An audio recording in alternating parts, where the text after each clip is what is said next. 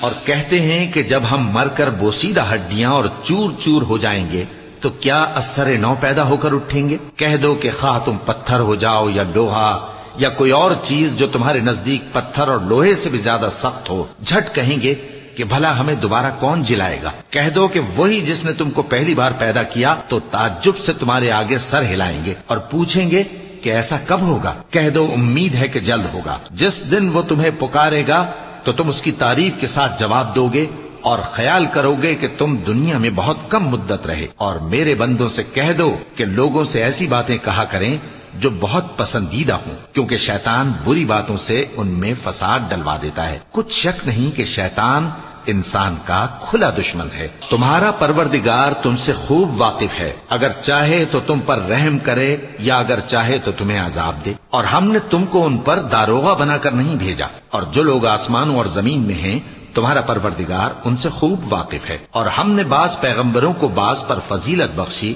اور داؤد کو زبور عنایت کی۔ کہو کہ مشرکو، جن لوگوں کی نسبت تمہیں معبود ہونے کا گمان ہے ان کو بلا دیکھو، وہ تم سے تکلیف کے دور کرنے یا اس کے بدل دینے کا کچھ بھی اختیار نہیں رکھتے۔